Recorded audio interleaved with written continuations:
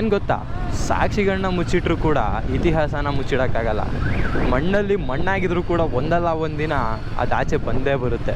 ಇದನ್ನು ಯಾಕೆ ನಾನು ಇವಾಗ ಹೇಳಿದೆ ಗೊತ್ತಾ, ಮೊನ್ನೆ ನಮ್ಮ ಅಣ್ಣನ ಮದುವೆಗೆ ಅಂತ ಇನ್ವಿಟೇಷನ್ ಕೊಡೋಕ್ಕೆ ಅಂತ ಹೋಗಿದ್ವಿ. ಅಲ್ಲಿ ಯಾವುದೋ ಒಂದು ಊರಲ್ಲಿ ಒಂದು ಕಲ್ಲು ನೋಡಿದೆ. ಅದನ್ನು ಊರವ್ರ ಹತ್ರ ಕೇಳಿ ತಿಳ್ಕೊಂಡಾಗ ಗೊತ್ತಾಗಿದ್ದೇನು ಅಂದರೆ, ಅದು ರೀಸೆಂಟಾಗಿ ಒಂದು 2 ತಿಂಗಳಲ್ಲಿ ಸಿಕ್ಕಿರೋ ಕಲ್ಲು ದೇವಸ್ಥಾನದ ಕೆಳಗೆ. ಆ ಕಲ್ಲಲ್ಲಿ ಬರ್ದಿರೋದು ಏನೋ ಅವ್ರಿಗೆ ಓದೋಕ್ಕಾಗದೆ ತೆಗೆದು ಸೈಡಿಗಿಟ್ಟು ಪೂಜೆ ಮಾಡ್ತಾಯಿದ್ರು ಪ್ರತಿದಿನ. ಅದಕ್ಕೆ ನಾನು 1-2 ಫೋಟೋ ಇರಲಿ ಅಂತ ತಗೊಂಡು ಮನೆ ಕಡೆ ಬಂದು ನಮ್ಮ ಹೀರೋ ಹೇಳಿದ್ರಲ್ಲ ಮೊದಲೇ, ಟೆಕ್ನಾಲಜಿನ ಪಾಸಿಟಿವ್ ಆಗಿ ಯೂಸ್ ಮಾಡ್ರಿ, ನೆಗೆಟಿವ್ ಆಗಿ ಯೂಸ್ ಮಾಡಬೇಡ್ರಿ. ಅದಕ್ಕೆ ChatGPT ಮತ್ತು ಜೆಮಿನೈನ ಯೂಸ್ ಮಾಡಿ ಅದ್ರಲ್ಲಿ ಏನು ಬರ್ದಿದ್ದಾರೆ ಅಂತ ತಿಳ್ಕೊಳಕ್ಕಾಗುತ್ತಾ ಅಂತ ಟ್ರೈ ಮಾಡಿದೆ. ನಾನು ಕಲೆಕ್ಟ್ ಮಾಡಿದ ಇನ್ಫಾರ್ಮೇಷನ್ ಪ್ರಕಾರ ನನಗೆ ಗೊತ್ತಾಗಿದ್ದ ವಿಷಯ ಏನು ಅಂದರೆ, ಈ ಕಲ್ಲು ಬಂದು 600ರಿಂದ 800 ವರ್ಷದ ಹಳೆ ಕಲ್ಲು. ಅಂದರೆ ನಮ್ಮ ಕರ್ನಾಟಕ ಬಂದು ಹೊಯ್ಸಳರು ಮತ್ತು ವಿಜಯನಗರ ರಾಜರು ಆಳ್ವಿಕೆ ಮಾಡ್ತಿದ್ರಲ್ಲ, ಆ ಟೈಮಿಗೆ ಸೇರುತ್ತೆ.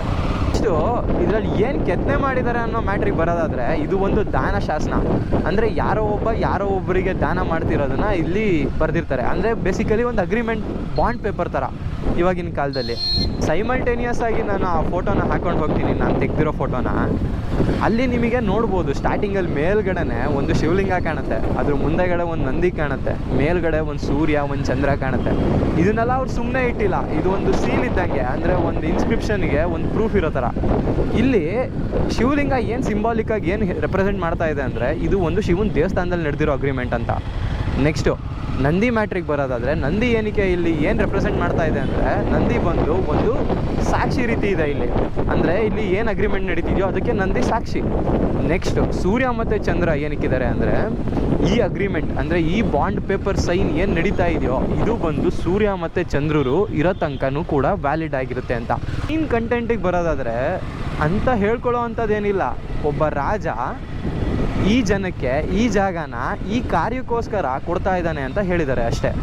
ಅದನ್ನೇ ಸ್ವಲ್ಪ ಡೀಟೇಲ್ಡಾಗಿ ಹೇಳಬೇಕು ಅಂತ, ಈ ಜಾಗ ಎಲ್ಲಿಂದ ಸ್ಟಾರ್ಟ್ ಆಗಿ ಎಲ್ಲಿಗೆ ಎಂಡ್ ಆಗುತ್ತೆ, ಅದ್ರ ಬೌಂಡ್ರೀಸ್ ಅಂದರೆ ಅಳತೆ, ಸುತ್ತಳತೆ, ಅದನ್ನ ಎಲ್ಲದನ್ನೂ ಕೂಡ ವಿವರವಾಗಿ ಕೊಟ್ಟಿದ್ದಾರೆ. ಕಂಪ್ಲೀಟ್ಲಿ ಇನ್ ಡೀಟೇಲಾಗಿ ಕೊಟ್ಟಿದ್ದಾರೆ ಅಲ್ಲಿ.